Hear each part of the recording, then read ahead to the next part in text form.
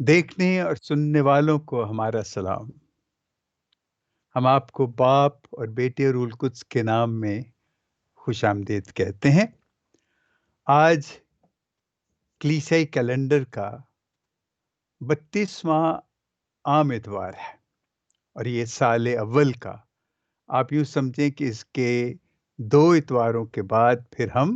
یہ سال ہمارا ختم ہو جائے گا اور ہم دوسرے سال میں داخل ہو جائیں گے۔ اور وہ دوسرا سال جب شروع ہوتا ہے تو وہ آمد کے اتواروں سے شروع ہوتا ہے اور پھر ہم آمد کے ایام میں داخل ہو جائیں گے۔ آج کی جو تلاوتیں ہیں وہ سن لیجئے، لیکن اس سے پہلے آپ اپنی بائبلز لے آئیں اور پہلی تلاوت ہے حکمت کی کتاب، اس کا 6واں باب 12ویں آیت سے لے کے 16ویں آیت تک پہلی تلاوت۔ اس کے بعد زبور ہے 63 اور دوسری تلاوت ہے تسالونیکیوں کا پہلا خط، اس کا 4واں باب 13ویں آیت سے لے کے 18ویں آیت تک، اور انجیل جلیل ہے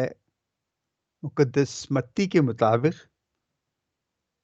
اس کا 25واں باب پہلی سے 13ویں آیت تک۔ مقدس متی رسول کی انجیل، اس کا 25واں باب پہلی سے 13ویں آیت تک۔ اس میں یوں لکھا ہے کہ تب آسمان کی بادشاہی ان 10 کنواریوں کی مانند ہوگی جو اپنی مشلیں لے کر دولہا کے استقبال کو نکلی۔ ان میں سے 5 بے عقل اور 5 عقل مند تھیں۔ جو بے عقل تھیں انہوں نے مشلیں لے لی پر تیل اپنے ساتھ نہ لیا، مگر عقل مندوں نے اپنی مشلوں کے ساتھ اپنی کپیوں میں تیل بھی لے لیا۔ جب دلہا نے دیر لگائی تو سب اونگنے لگیں اور سو گئیں۔ آدھی رات کو دھوم مچی کہ دیکھو دلہا آتا ہے، اس کے استقبال کو نکلو۔ اس پر وہ سب کنواریاں اٹھ کر اپنی مشلیں درست کرنے لگی، اور بے عقلوں نے عقل مندوں سے کہا کہ اپنے تیل میں سے ہمیں بھی دو، کیونکہ ہماری مشلیں بجھی جاتی ہیں۔ عقل مندوں نے جواب میں کہا، شاید ہمارے تمہارے دونوں کے لیے کافی نہ ہو، تو بہتر یہ ہے کہ بیچنے والوں کے پاس جاؤ اور اپنے واسطے خرید لو۔ جب وہ خریدنے گئیں تو دلہا آ پہنچا، اور وہ جو تیار تھی اس کے ساتھ شادی میں چلی گئیں اور دروازہ بند ہو گیا۔ پھر وہ دوسری کنواریاں بھی آئیں اور کہنے لگیں، اے خداوند، اے خداوند، ہمارے لیے دروازہ کھول دے۔ پر اس نے جواب میں کہا، میں تم سے سچ کہتا ہوں کہ میں تمہیں نہیں جانتا۔ اس لیے جاگتے رہو، کیونکہ تم نہ اس دن کو جانتے ہو نہ اس گھڑی کو۔ انجیل جلیل کے وسیلے سے ہماری خطائیں معاف کی جائیں۔ اے مسیح تیری ستائش ہو۔ ہم جب چھوٹے تھے، خاص طور پہ میں بتاتا ہوں اپنا، کہ مجھے جب بھی کبھی یہ تلاوت ہوتی تو مجھے یاد آتا ہے، میں لڑکیوں کے اسکول میں بورڈنگ میں پڑھتا تھا، قصور میں۔ تو پہلی دفعہ وہاں پہ ٹیبلو میں مجھے حصہ ملا اور مجھے بھی وہ لڑکی بنا کے، تو ان 10 کنواریوں میں سے میں سست والی کنواریوں کے گروپ میں شریک تھا، اور وہ پنجابی میں وہ ان کے لیے گیت گایا گیا تھا،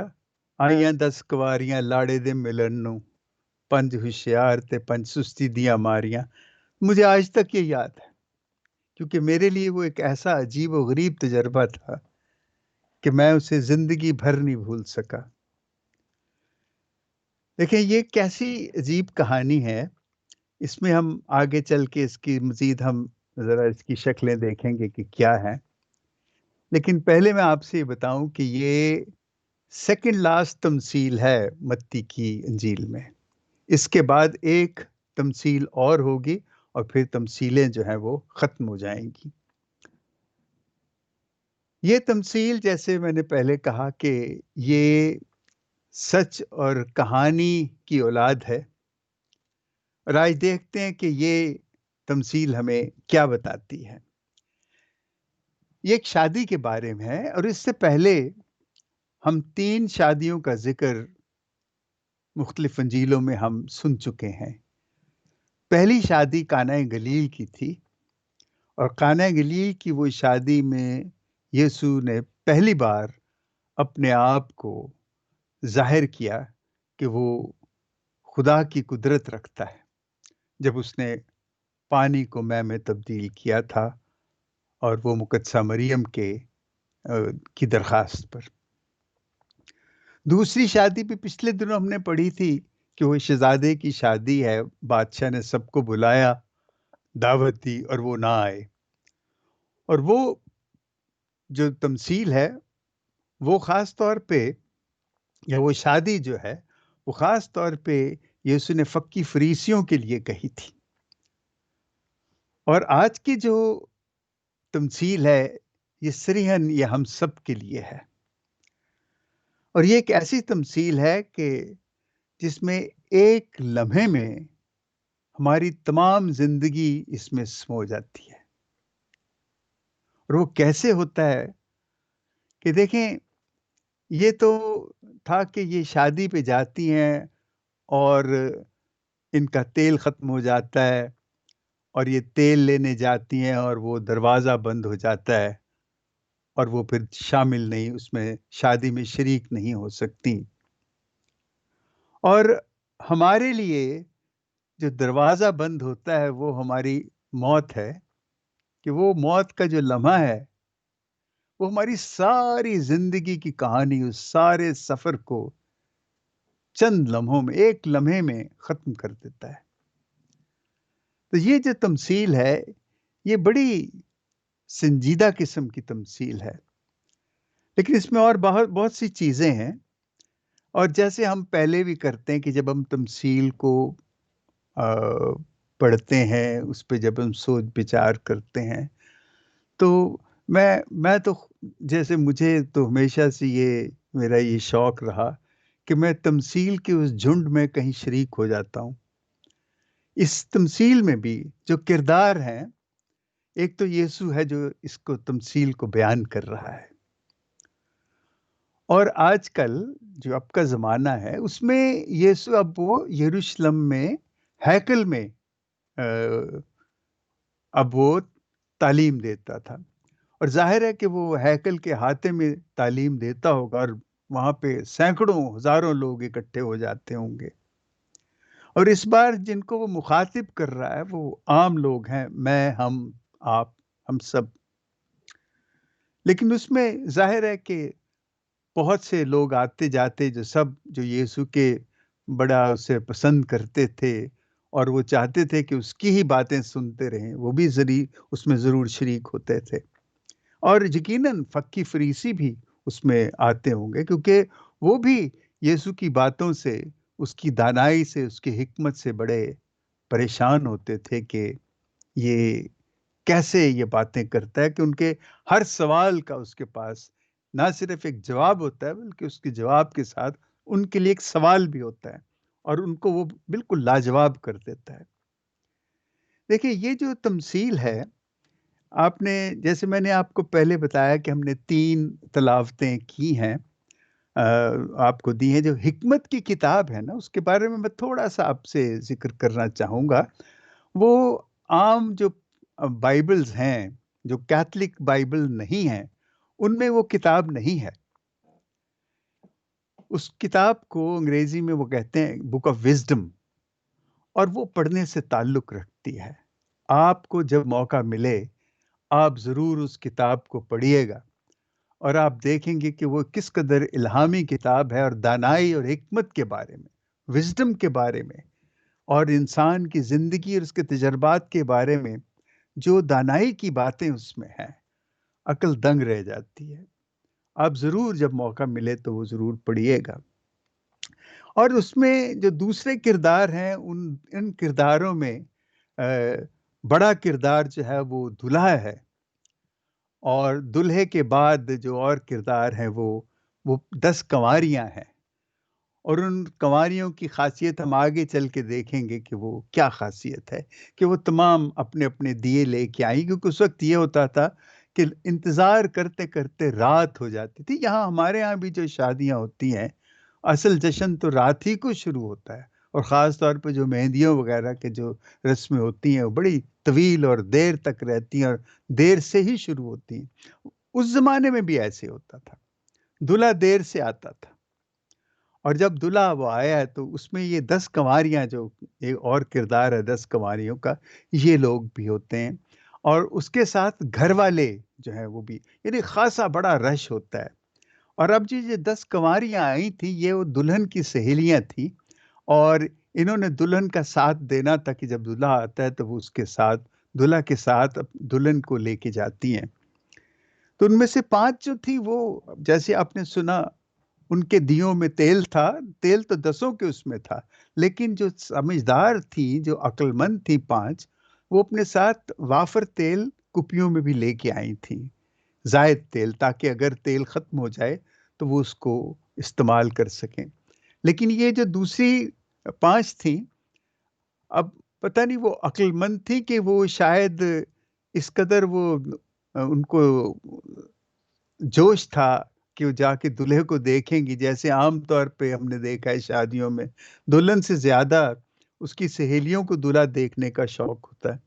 اور وہ جو دوسری 5 تھیں وہ اسی شوق میں تیل تو انہوں نے لیا، لیکن انہوں نے یہ نہ سوچا کہ اگر دیر ہو گئی کہ کیا یہ تیل کافی ہوگا یا نہیں ہوگا، اور وہ لڑکیاں چل پڑیں، اور اس کے بعد جو ہوتا ہے وہ یہی ہوتا ہے کہ وہ ان کو تیل ان کا ختم ہو جاتا ہے، دلہا دیر سے آتا ہے، اور جب سب اٹھ کے ان کو بتاتے ہیں کہ دلہا آ گیا، تو جب وہ اٹھ کے جانے لگتی ہیں تو ان کو پتہ لگتا ہے کہ ان کا تو تیل ختم ہو گیا اور ان کے تو دیے بجھ رہے ہیں۔ تو انہوں نے تیل مانگا، اور ان کو تیل انہوں نے نہ دیا، کیونکہ انہوں نے کہا کہ اگر ہم آپ کو دے دیں گے تو ہمارے لیے کافی نہیں ہوگا، لہٰذا تم جاؤ۔ تمثیل ہے یہ، اور یہ ایسی ہے کہ دیکھیں زندگی میں ہم ہر کام جو کرتے ہیں اس کو ضرور ہم اس کو طے کر لیتے ہیں، اس کے بارے میں سوچ لیتے ہیں، اس کے بارے میں تمام اس کی جو باریکیاں ہوتی ہیں، جو اس کی ضرورتیں ہوتی ہیں، جو اس کے لوازمات ہوتے ہیں، ان تمام کو ہم سمجھ لیتے ہیں۔ لیکن یہ بچیاں جو ہیں، نوجوان ہیں، اور نوجوان جو ہیں وہ آپ کو پتہ ہے کہ وہ اتنی باریکی میں نہیں جاتے، بس وہ جلد بازی میں چل پڑتے ہیں اور کرتے ہیں، اور یہی ہوتا ہے کہ ان سے پھر یہ اب وہ جب تیل مانگتی ہیں تو ظاہر ہے گھر والے تو سوال ہی نہیں پیدا، تو انہوں نے سوچا بھی نہیں تھا۔ اب یہ ان لڑکیوں سے مانگتے ہیں، وہ بھی انکار کر دیتی ہیں، اور ان کو کیا ہوتا ہے کہ ان کو جا کے تیل لانا پڑتا ہے۔ جب یہ لے کے آتی ہیں تو دلہا باقی دلہن کے ساتھ اور لڑکیوں کے ساتھ وہ جا چکا ہوتا ہے، دروازہ بند، اور اب یہ دروازہ کھٹکھٹاتے ہیں اور کہتے ہیں کہ اے خداون، اے خداون، ہمارے لیے دروازہ کھول۔ تو وہ کہتا ہے کہ بھی میں تمہیں تو نہیں جانتا کہ تم کون ہو۔ یہ ہے زندگی کا ایک چھوٹا سا خلاصہ سمجھیں کہ ہمارے ساتھ جو ہونا ہے وہ یہی ہے کہ ہم ہمیشہ کہتے ہیں کہ آخرت کا سامان جو ہے وہ آپ تیار کریں، اور آخرت کا سامان یہی ہے کہ ہم جیسے یہ سوچتے ہیں۔ لیکن مجھے جو سب سے افسوسناک بات یہ لگتی ہے کہ جو ان لڑکیوں کا رویہ تھا جن کے پاس تیل تھا، انہوں نے ذرا بھی ان کی حوصلہ افزائی نہ کی، اور ذرا بھی ان کے ساتھ شیئر کرنا مناسب نہ سمجھا، اور ان کو صاف صاف کہا کہ جاؤ اپنے لیے جا کے تیل لے آؤ۔ دیکھیے زندگی میں ایسے ہی ہوتا ہے، ہم دوسروں کے ساتھ بعض اوقات ایسے کرتے ہیں